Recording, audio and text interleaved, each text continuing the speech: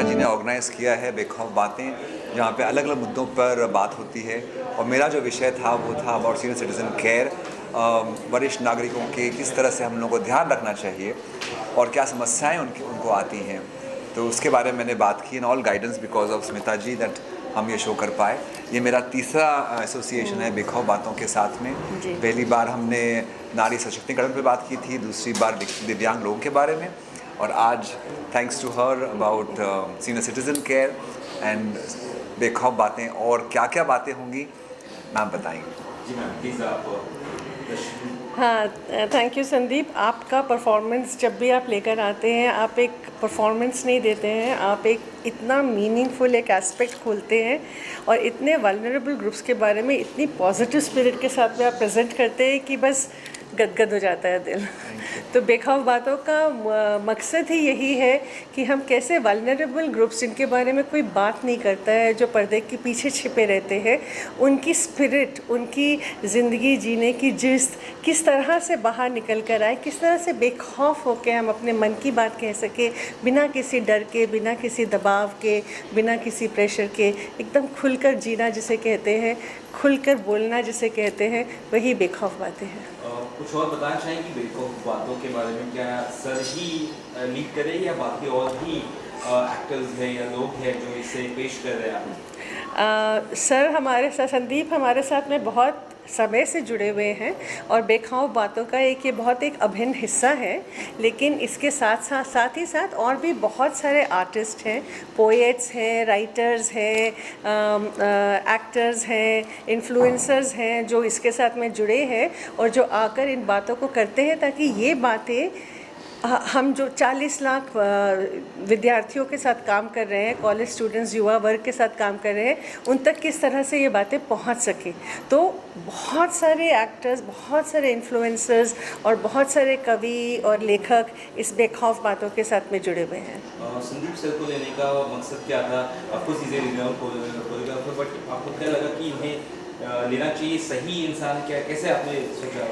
Sandeep sir के बगैर मैं बेखौफ बातों के बारे में सोच नहीं सकती हूँ, क्योंकि ये जब आते हैं और ये जिस तरीके से बेखौफ बातों को बेखौफ तरीके से प्रस्तुत करते हैं और इनकी जो बात जिस तरह से दिल को छू जाती है और जितने मुद्दों पे ये बात करते हैं वो कैसे सीधे सीधे दिल में उतर जाते हैं, तो ये बहुत सारा युवा वर्ग के लिए समझना इन मुद्दों को बहुत सरल हो जाता है।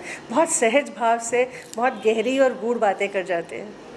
संदीप सर, बहुत अच्छी परफॉर्मेंस हमने आपकी देखी, बहुत ही मंझे हुए कलाकार हम कह सकते हैं अगर सीधे हिंदी भाषा में कहा जाए तो। किस तरह से आपने इसका प्रयोग किया था और कितना आसान या मुश्किल होता है किसी चीज़ें याद करना विदाउट प्रॉब्लमेटिक, मतलब किसी भी शब्द बोले आप उसे कंटिन्यू फ्लो में बोलते हैं, कितना मुश्किल रहा या आसान? वेल, सीनियर सिटीजन्स के साथ में तो मैं बहुत सालों से काम कर रहा हूँ, और ये जो उनकी तकलीफ़ें हैं, उनका जो खुशी है, उनके गम है, वो हमेशा मुझसे शेयर करते रहते हैं वो लोग। तो मुझे लगा ये अच्छा मंच है इसके बारे में बात करने का। रिसर्च थोड़ी बहुत करनी पड़ी कि कितने हमारे पूरे वर्ल्ड में कितने सीनियर सिटीजन्स हैं, हमारे देश में कितने हैं, कितने ओल्ड एज होम्स हैं, और ये सब जो आंकड़े होते हैं वो सब रिसर्च किया। पर लेकिन जो बात मैंने की वो मेरे एक्सपीरियंस से की, और मैंने जो भी बातें की वो मैंने सुनी लोगों से, और वो सुनी बातों को मैंने आगे पेश किया है। जो भी मैंने कुछ कहा वो सब कहीं ना कहीं किसी सीनियर सिटीजन ने मुझे बताया है, उन्हें कैसा अच्छा लगा, कैसा बुरा लगा, चाहे वो दवाई के बारे में हो, सेहत के बारे में हो, अकेलेपन के बारे में हो, या किसी भी चीज़ के बारे में हो। पैसे की कमी होती है, उनके पास दोस्तों की कमी होती है, और कैसे वो लोग रात को अपने घर में जाने के बाद में रोते हैं सोने से पहले, क्योंकि उनके दोस्त नहीं रहे अभी, उनके परिवार वाले नहीं रहे अभी। तो ये सब बातें मुझे रोज़ सुनने को मिलती हैं, तो मैं जब सुनता हूँ तो उसको आपको आके बताता हूँ। सर, कितना चैलेंजिंग था आपके लिए? आर्थिक, शारीरिक, मानसिक तीनों रूप से टूटे हुए तो नहीं कह सकते, पर वीक रहते हैं सीनियर सिटीजन। किसी के बच्चे छोड़ जाते हैं, किसी को बीमारी होती है, जैसे आपने बोला कि 3 इसकी रिप्लेसमेंट हो चुकी है नी की, और फिर भी आपके साथ डांस किया, तो बच्चे को आप सिखा सकते हैं, लेकिन इस दौर में कितना मुश्किल आपके? मेरे ख्याल से इनको सिखाना बहुत आसान होता है, क्योंकि ये सब लोग जो हैं वो कुछ ना कुछ करने के उत्सुक रहते हैं, और डांस एक ऐसा माध्यम है जो इतनी खुशी लाता है कि आपको जो भी ज़िंदगी का टेंशन है वो सब निकाल देता है डांस। तो इसीलिए आप ऐसे, अब नीना जी से मिले, नीना चौहान जी से, जो मेरे साथ रोज़ डांस करती हैं, और बाकी जेनस लाइफ के मेंबर जो थे वो मेरे साथ हफ्ते में 2 बार डांस करते हैं। तो वो इस क्लास के लिए इंतज़ार करते हैं कि कब डांस क्लास होगी और कब हम म्यूज़िक सुनेंगे और मूवमेंट्स करेंगे और सारे हमारे तकलीफ़ जो है वो चली जाएंगी। असलियत में जाती नहीं है, पर उन्हें सहने का उसकी शक्ति मिलती है डांस के माध्यम से।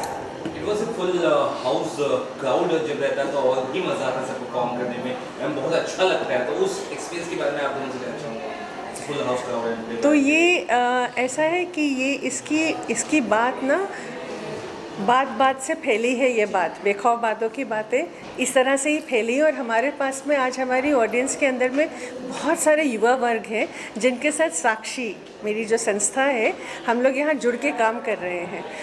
हमारे को सरकार की तरफ से 40 लाख कॉलेजेस के साथ में 40,000 कॉलेजेस 40 लाख युवा वर्ग के साथ में काम करने का मिला है डायरेक्टिव।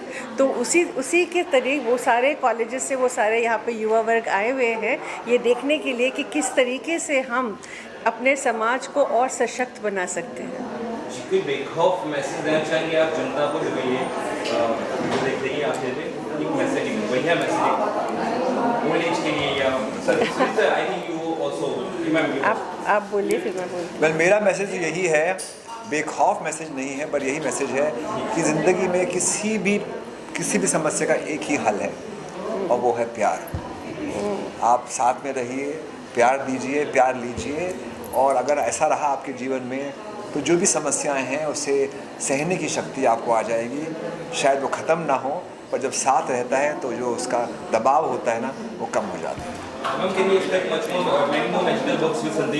एब्सोल्युटली, अभी से हम लोग ने कितनी सारी चीज़ें, हमारे लिस्ट बनी हुई है कि हमने एक साथ में क्या क्या काम करना है। तो मैं यही कहना चाहूँगी कि जो हम युवा वर्ग के साथ में काम कर रहे हैं वो हम चाइल्ड सेक्सुअल अब्यूज़ की प्रिवेंशन के लिए काम कर रहे हैं, और prevention of work place sexual harassment के लिए काम कर रहे हैं। उन्हें सिखा रहे हैं, समझा रहे हैं, पढ़ा रहे हैं कि जब घरों में आसपास में जब वो देखते हैं कि इस तरह से कोई भी तरह का उत्पीड़न हो रहा है तो ना करेंगे ना करने देंगे। अगर हो रहा है तो रोक देंगे, और अगर हुआ है तो बोल के रहेंगे। Thank you sir. Thank you. बहुत इंपॉर्टेंट प्रोग्राम में आप आज शामिल हुए, बेखौफ बातें, क्या कुछ कहना चाहेंगे, कि क्या मैसेज देना चाहेंगे आपको इस पूरे इवेंट के जरिए आप? I think it's a brilliant concept. It's the 6th edition अभी स्मिता मैम बता रहे थे, and of course I'm here to watch Samir sir and the entire team of Genesis Life, Neena ma'am. It's just a wonderful thing to see, you know, as Genesis का motto है कहानी अभी बाकी है, so just to all these senior citizens and for Sandeep sir to take up this whole concept and to bring out, you know, that you need to treat them equally, you need to understand that उनकी भी कहानी बाकी है, उनकी भी कहानी चल रही है, you're not the only one. So it's just a wonderful thing to come and witness, and definitely थोड़ा बहुत दिल में एक छाप छोड़ के एक छाप लेके जाने वाला हूँ ये शो से. So it was a great show.